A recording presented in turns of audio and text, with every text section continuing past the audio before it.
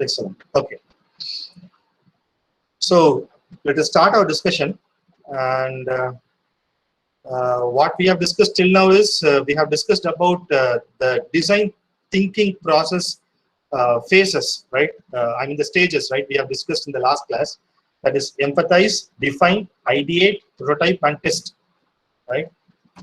This is what the phases we have discussed. And today, what we are going to discuss is design thinking, right? As divergent as well as convergent question, right? So how, let us discuss what do you mean by divergent and what do you mean by convergent, right? We'll make a comparison of it and then we'll apply with the help of few case studies. I have just formatted few case studies. Let us discuss that, right? Fine. So this is the question I just now I put. Are you a divergent thinker or convergent thinker, right? So better you find a solution, find the list of solutions and pick the best solution, right? Okay, so I'll repeat the meaning of divergent and convergent. So for a divergent thinker, think of all possible ways to reach a solution, right? Think of all possible ways to reach a solution. Convergent thinker is thinks for a final solution, right? So he'll be having this is the problem and this is the solution, a concrete solution, right? That is called as a convergent thinker, right? So divergent thinker thinking of all possible ways, right? And from that he'll try to reach a particular solution. Okay, for this situation and for this problem, and this solution will be the best feasible solution. Likewise, the divergent thinker will think, right? So this is what the divergent thinker and the convergent thinker, right? Okay. So divergent or convergent thinking. So in this particular diagram, right? So a question is actually made, a problem, right? So from that problem or a question, right, you will be getting so much of ideas. Each idea is going to be a solution. Each idea is going to be a solution, right? So you may be using your imagination, right? You may be using your imagination or a creative thinking, right? So it can be also called as horizontal thinking, right? So such a kind of thinking you will have and find out various possible solutions. That is what we call as the divergent thinking, right? But in case of convergent thinking, you will be having the answer, right? You will be having the answer. For that answer, you may have formulated many facts. You may have formulated many facts. Fact 1, fact 2, fact 3. And because of these facts, you have this answer. See, in divergent thinking, the arrow mark is going away, right? From the problem or from the question, right? That the arrow mark is going away. There, it is creating so much of solutions, right? Many solutions are there. But here, you have only one solution. That is the answer. How the answer is created? Because of these facts. Because of these facts, right? So it is also called as, convergent thinking is also called as critical thinking, vertical thinking, analytical thinking, or linear thinking, right? Divergent thinking is also called as creative thinking or horizontal thinking. So anything is, you can use any terms of it, okay? So this is what the idea, the basic concept behind divergent and convergent thinking, right? Fine. Let us have a small comparison of it. So divergent thinking, as I already told, divergent thinking is the process of thinking that explores multiple possible solutions. Right? That's what I told. Multiple possible solutions in order to generate creative ideas. Right? But in convergent thinking, the process of figuring out a concrete solution. You will think about a concrete solution. You won't worry about what are the other possible solutions, right? You will think about figuring out a concrete solution to any problem. That is called as convergent thinking. So here, these two things, right? You can mark this as the keyword, right? Multiple possible solution and concrete solution. Concrete solution means it is a single solution, right? Fine. So in contrast, divergent thinking refers to opening the mind in various directions, right? You have to think in various directions.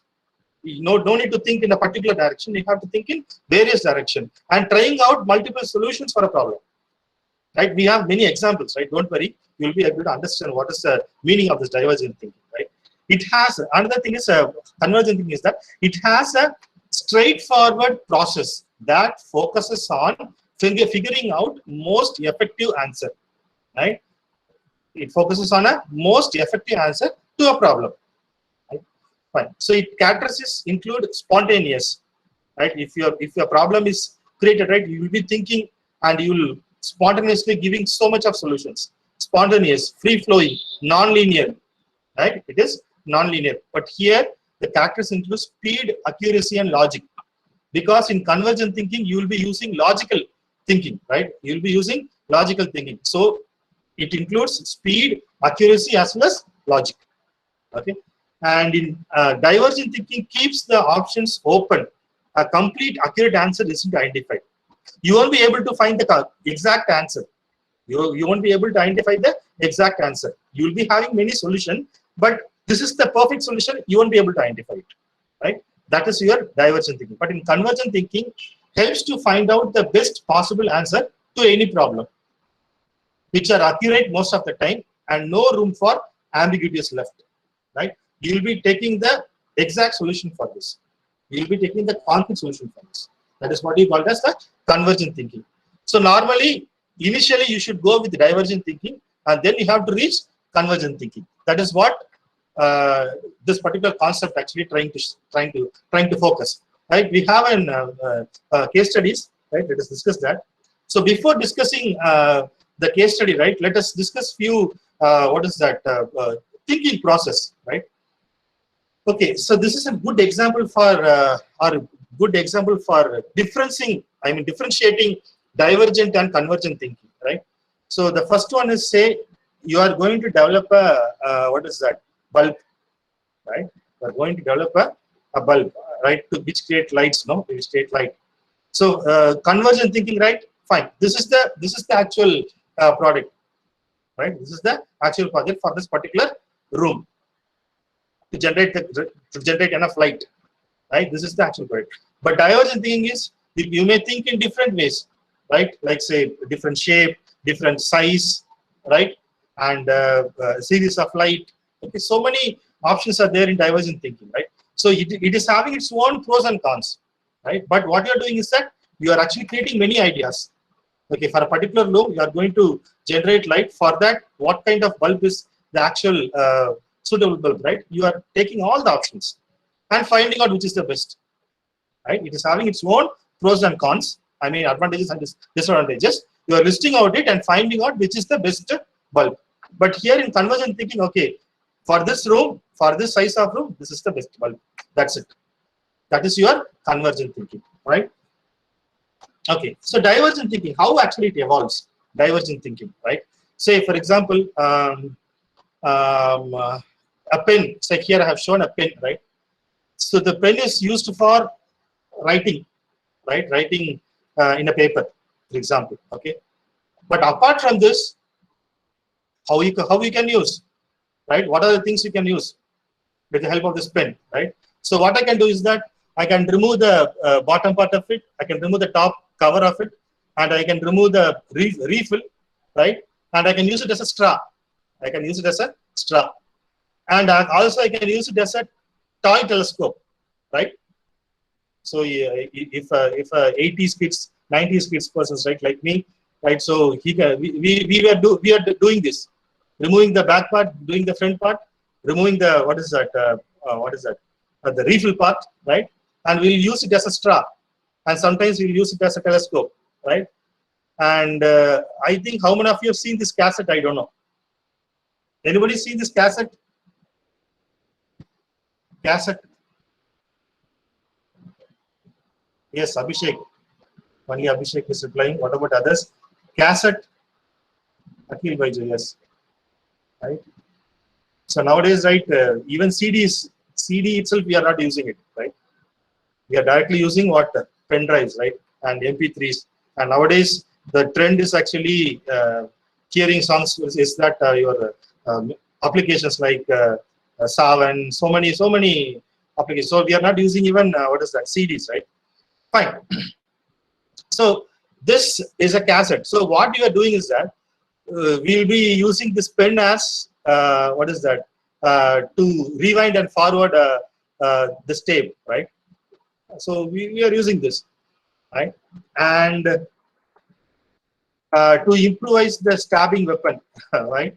And as a paper punch, right? To make a paper punch, right? While after writing the examinations, no, we'll be punching the paper to twine it. Okay, so we'll be using this particular pen, using as a ruler to make a smartphone stylus, right? Instead of using actual stylus, we can use our pen as a stylus, right? And to make a whistle, right? Fine.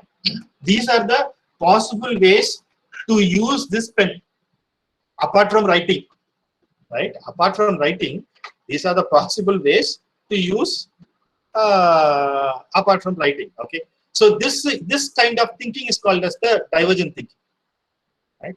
How can you use this particular thing for a particular problem, right? Another example I'll show you. Fork.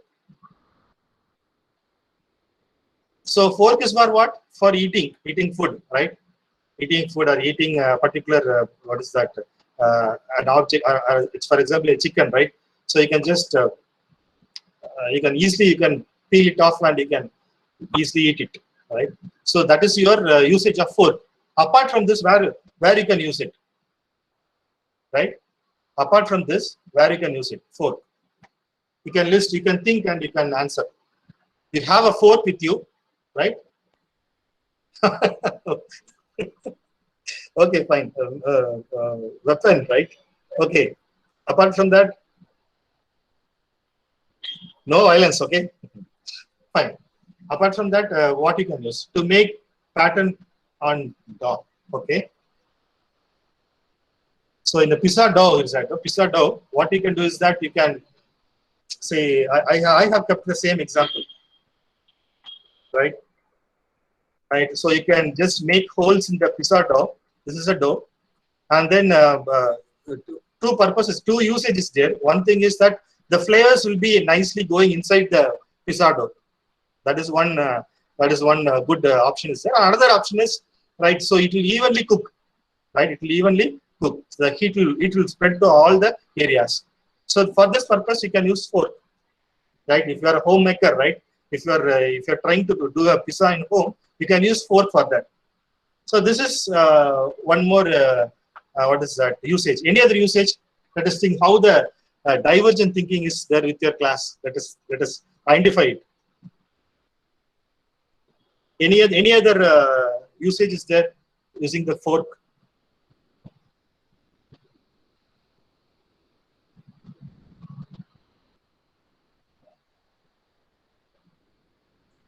Eating noodles. Okay, Atul is fine, is correct, but I'm asking about apart from eating, right? Apart from eating, to punch holes. Very good. I am testing your divergent thinking, guys. You have to punch hole is a very good answer. Okay. Any other purpose?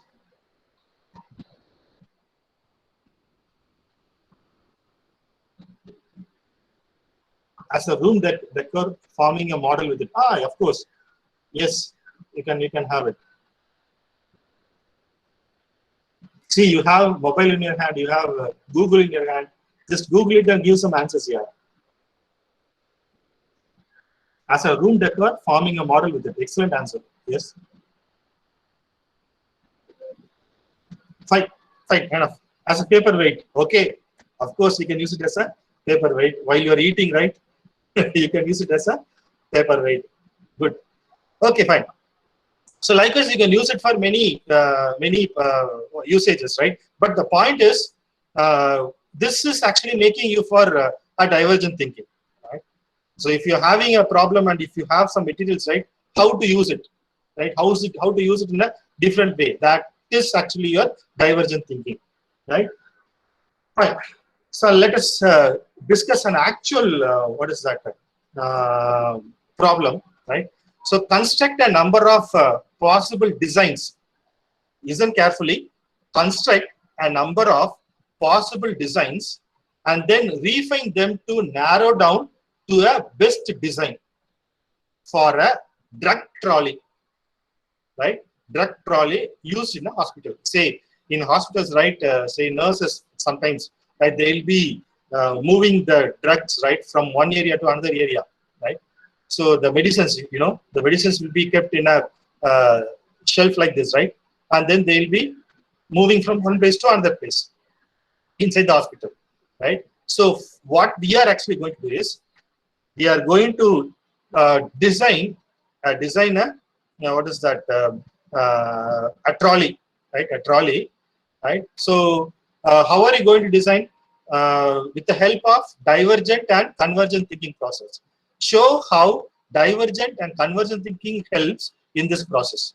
Okay, so provide your own rationale for each step using hand sketches only. Okay, for the time being, no need to do hand sketching. I'll explain you with the help of images. Okay, in the question they have asked like this, but in the examination you have to try. You have to make it with the help of hand sketches.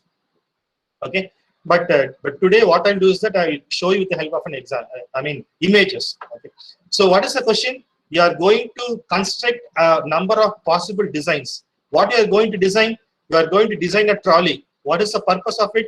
For carrying the medicines, right? Carrying the medicines from one place to another place. Okay, so for this particular purpose, what you need a shelf kind of thing.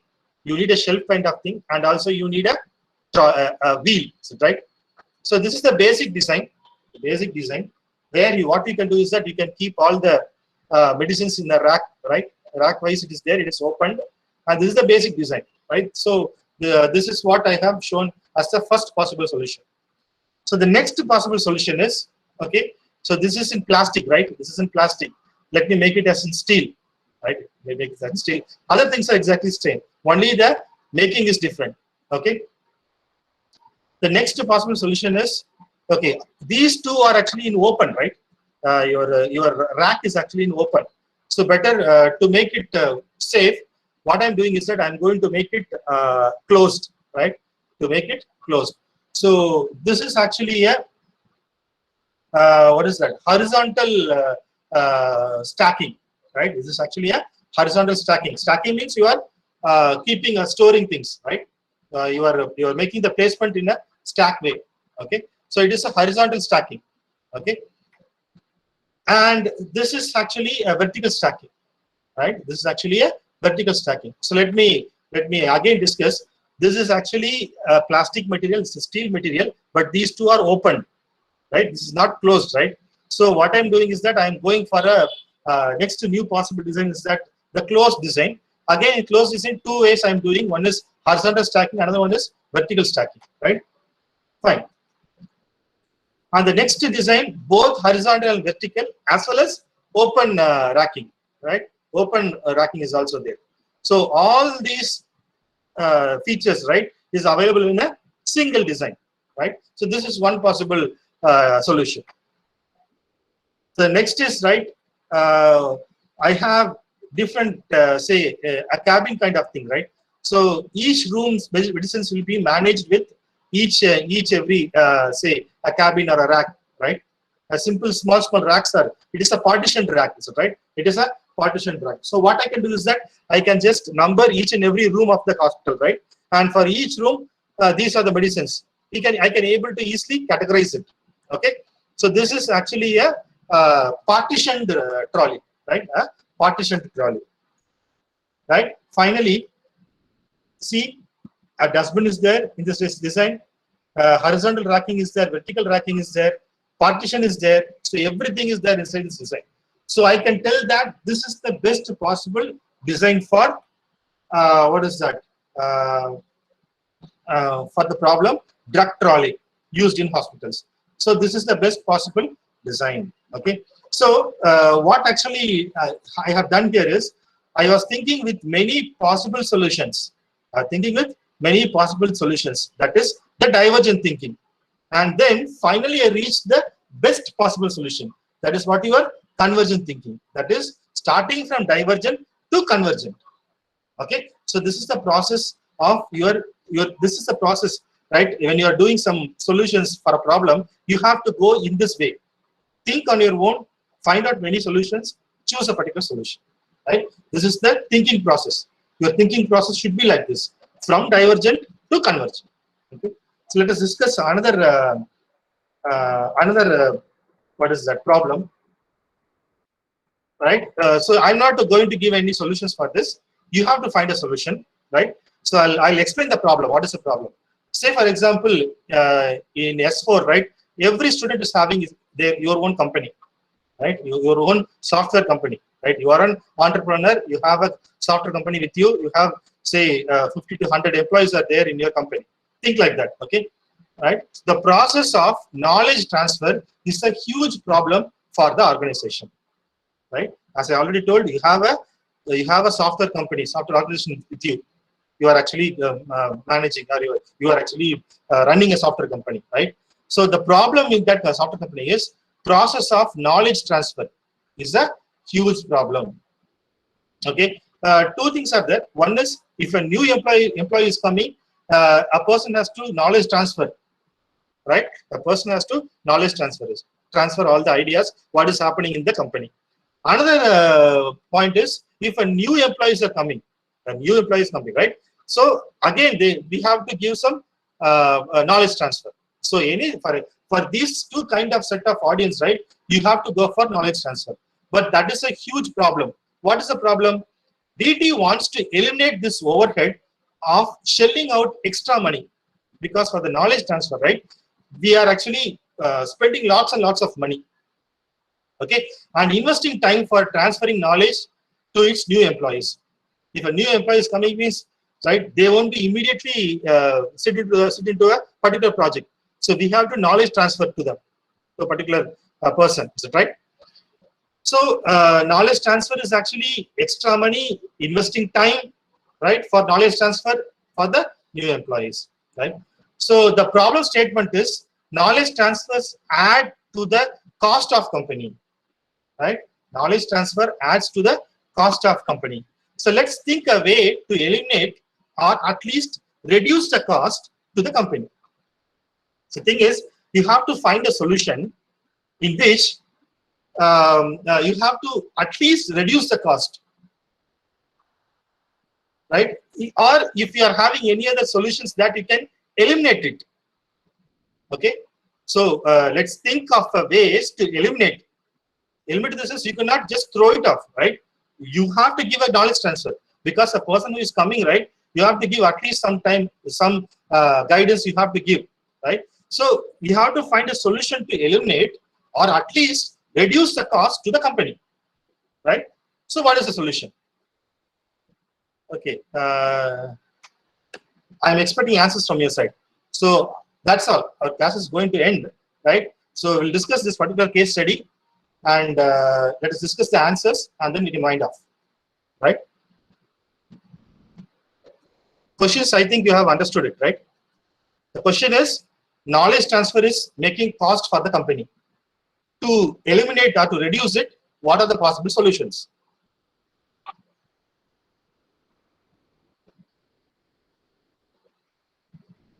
I'm expecting answers from your side.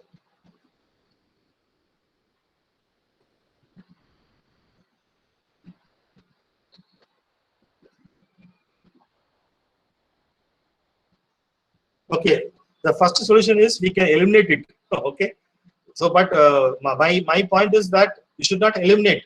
Knowledge transfer is very important for a company, right? If a new person is coming, you have to give the knowledge transfer.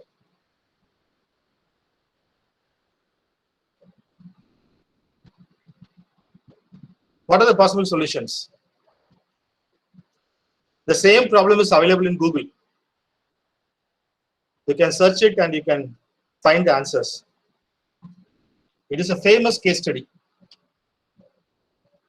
It can be predefined access and set it in the software and given access to new employees. Okay, predefined means, Shakna, what do you mean about that? Predefined means,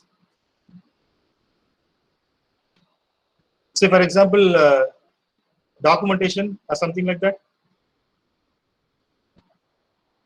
Pre-made. Okay, pre-made. I understood that. So in this context, how are you? Yeah, documented. Okay, okay. Fine. What about Abhishek? Abhishek told that it is information that can be saved in files. Okay, excellent. And updated. Okay. So Sahna and Abhishek both almost similar. So what you're doing is you are creating a document. Sahna is telling that make it as a software, right? And then you can submit it to the new employees. Okay. And Abhishek is also telling that information that can be saved as files. The knowledge sharing information, right? You can save it as a file and you can submit it to the new employees. That's so that they can able to understand all the things. Any other solution? Any other solution?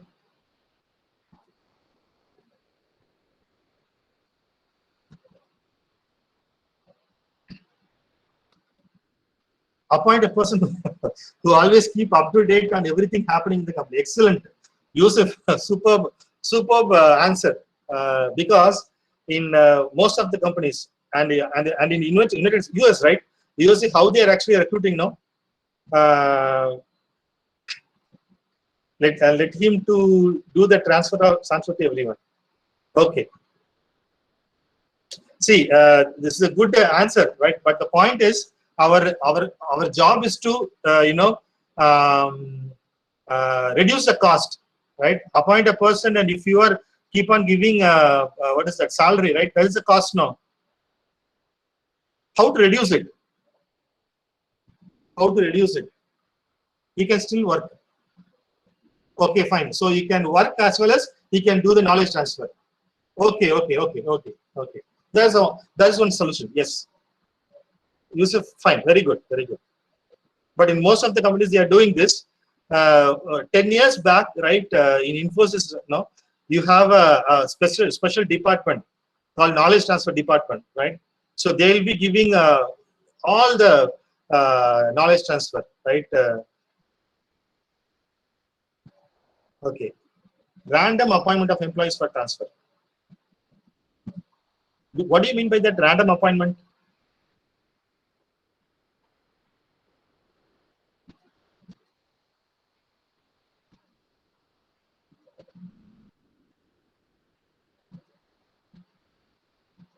Okay. But for this particular solution, appoint a person who always keep up to date on everything, right? So I can refine it, right? Yusuf's answer, no. What you can do is that you can have a big hall, right, where you can able to accommodate more than 100 employees, right? And you can appoint one person, as Yusuf told, right? You can appoint one person, and he will be doing all the knowledge transfer, so that no need to have more number of person to teach. So, right?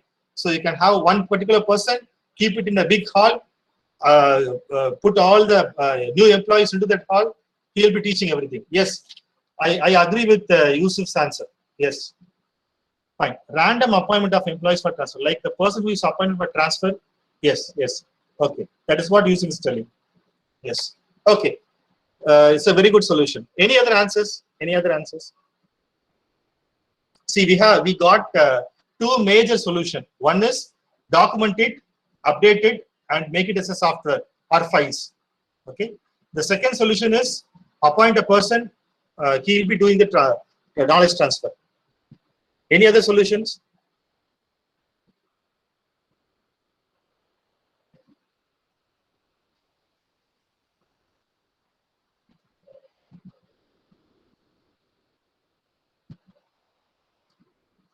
Collaboration.